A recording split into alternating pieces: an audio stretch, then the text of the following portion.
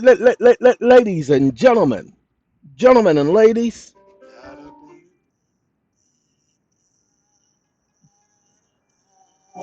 Jimmy Cozier, and he's got a little bit of a heartfelt expression.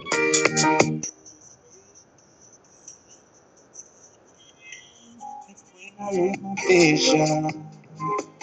You were nowhere to be found. Nowhere to be found, y'all.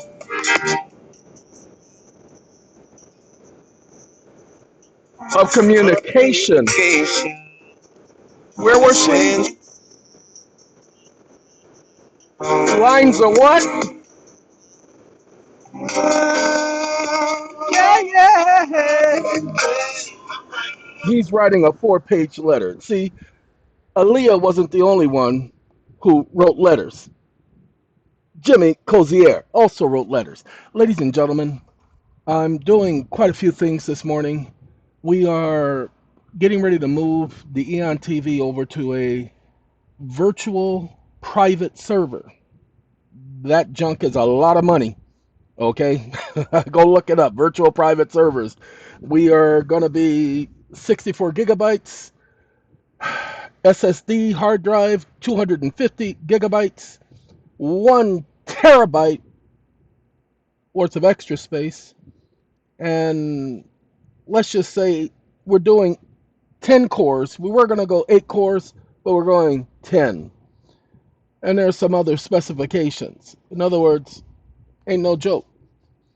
So we're just letting you know that the eon.tv channel, the official eon.tv at eon.tv channel, will be up before the end of the year.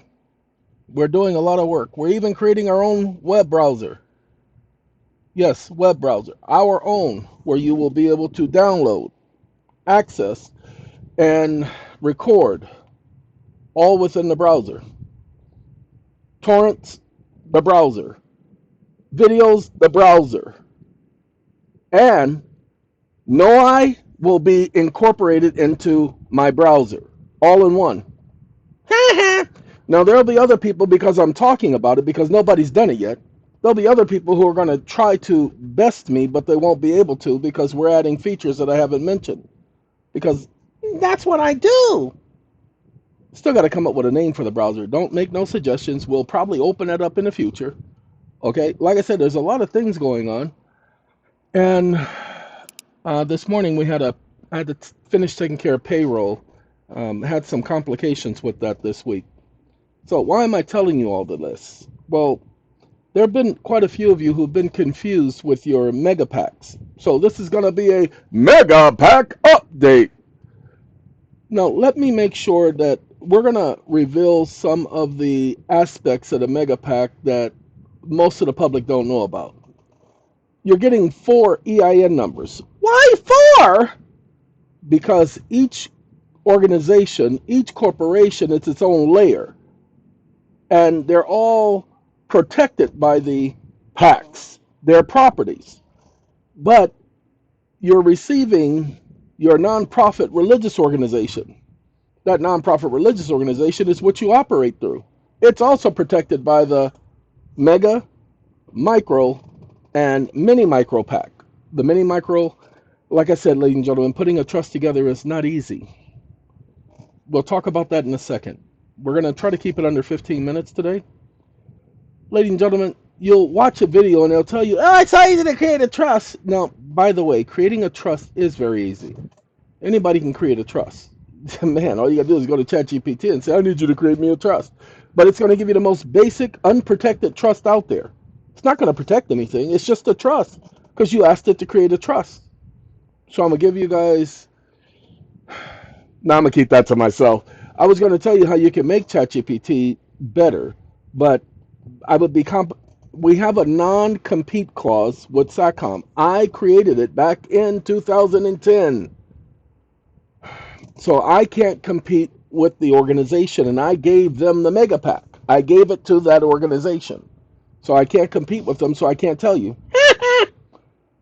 But let's just say We've put several layers into our mega pack and in our micro pack. I mean, even the mini micro, we are adding some features to that to be its own shoreline of defense, but you will also get to incorporate information into that. You can even duplicate the information that's in the micro pack. Why? Because it's designed to go hand in hand. These packs are designed to work together. That's why you're getting three trust agreements in one. Now go ahead and see where else you can go to get three trust agreements. A corporation, nonprofit, it's already completely registered with a registered agent, okay, and four EIN numbers. We're not going to tell you all the other things you get for the price that you get on the website. Ladies and gentlemen, we were trying to work out a payment plan for some of you who simply you can't afford it. But again, we couldn't afford to bring the price in any lower. Okay, it wouldn't have been feasible. So we're going to try to work out an agreement with a particular corporation where you all might be able to order through it. We are moving away from Stripe. Stripe was the payment service we were using. Stripe is a piece of work, to say the least.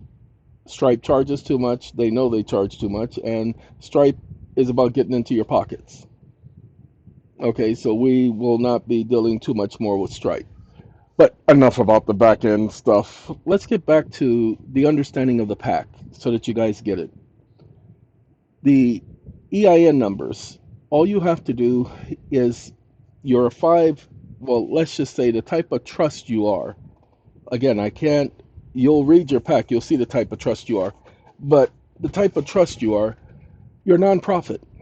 You don't need to register with the Internal Revenue Service to get their approval to be nonprofit. It says it right there in the code. Let's say that. I was going to say law and I had to watch myself.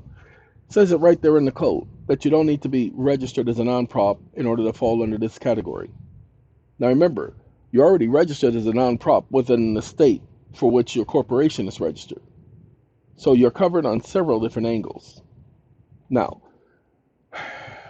let's get to talking about that because, again, there is also the 1099-C that's associated. Ladies and gentlemen, many of you are not understanding the 1099-C nor the 1099-C process. You'll have judges out there saying that just because a company filed the 1099-C doesn't mean the debt is forgiven. Cancellation means cancellation. Termination means termination. Forgiven means forgiven. You cannot forgive something and then come back and say, I don't forgive you. There are too many maxims involved here. When you go to a website, someone sent me a website where an attorney is arguing that the courts have said that's a lie. The courts don't get to say it. See, the problem is nobody's appealing that stupidity. And that's why it stays on the record. When you guys get a decision against you in a superior court, i.e., county court, or even a small claims court, and you don't appeal it, that stupid decision stands regarding you only. But those of you who have those cases that you do appeal it and you let it go to the state Supreme Court and you don't apply for a writ of cert to the United States Supreme Court under Rooker-Feldman doctrine, then that junk stands. So stop letting their junk stand and start standing on your own junk. 1099-C. When your employer issues a 1099-C, when your employer issues a 1099-C, when your employer issues a 1099-C, when your creditor issues a 1099-C, when the creditor issues a 1099-C, when a creditor issues a 1099-C, when any person issues a 1099-C to you, you are the recipient. As the recipient, you can take that issued 1099-C and send it to the credit reporting agencies. Now, some people are receiving a 1099-C and another document documenting credits and debits, such as losses. You send those two to the credit reporting bureaus and say, by law, you cannot keep this on my credit report. Why do you people not pay attention to the fact that the IRS has already recorded this as being discharged, as being offset, as being canceled? Because that's exactly what's happening, ladies and gentlemen. These companies are canceling your debt, and then they're still going after you for the debt. And then they're receiving credit from the federal government. That's illegal. Okay, so you now have to start taking those 1099-Cs, making copies, sending it to the credit reporting bureaus, asking them to remove that junk from your credit, and now you can take them to court. Now, hold on now. Let me tell you something. They can't take you to court. Why can't they? Because all you got to do is say, Your Honor, I'm so glad we're here. They suing me, right? Oh, well, that's such a good thing. I'm so glad that they got the power to sue and the power to be sued. Now, I filed my counterclaim because whenever somebody sues me, I always file a counterclaim. That's the number one thing I do, and I always demand a trial by jury according to the Constitution for this state. Constitution says trial by jury. It doesn't say no jury trial. So I want a trial by jury, the official constitutional trial, and they cannot be no statutory citizens. They cannot be no corporate fictions. They cannot be no legal constructs. They must be actual civilians of the civilian population. The United States don't recognize citizens. Don't you know that? A United States citizen is a federal citizen. There ain't no such thing as a federal citizen in the Constitution. Go ahead and look. I dare you. Go ahead and find it. So again, I'm so glad they brought this suit against my corporation. Let's take care of a couple of things.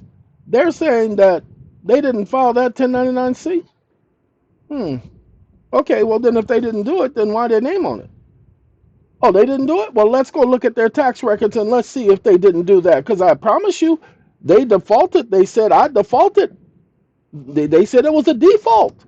That means by law, now I'm going to give you a code. Okay, you can go by this code. I'm not going by this code, but they got to go by it. 12 USC 248, Section G, lowercase g, dollar bill, y'all. If you are from where I'm from, then you should know. Oh, y'all don't know about that? Oh, anyway, he said lowercase g. That's what he said, and I was just saying what he said. Anyway, ladies and gentlemen, when the judge sits up there and does all that talking, and they say we ain't did this, Your Honor, then all you have to say is then thank you. They said they didn't. I said I received this. I'm the recipient, and it says they did it. We had a contract. We had a partnership. So let's pull their records because they're the custodian of those financial records. Let's see if they were not required by law to file a 1099-C upon default of a worthless or an uncollectible debt as expressed in the law. Let's see. Because other than that, they can say whatever they want. The evidence is the IRS says, yes, they did. See, that's from the IRS, Your Honor. It ain't from me. And they sent it to me. And all I did was, there you go. So let's do an evidentiary hearing. I love evidentiary hearings. I'm told evidentiary hearing, a lot of stuff come out of the wash. Yeah, a lot of people end up shutting up. Oh, no, no, no. See, he's an attorney. He's an officer of the court. And you're an officer of the court. See, y'all teaming up on me. I'm not playing that bull with y'all right now. No, y'all don't get to team up on me. You stay in your lane. You're supposed to be a judicial officer. So stay in your lane. Stop defending them.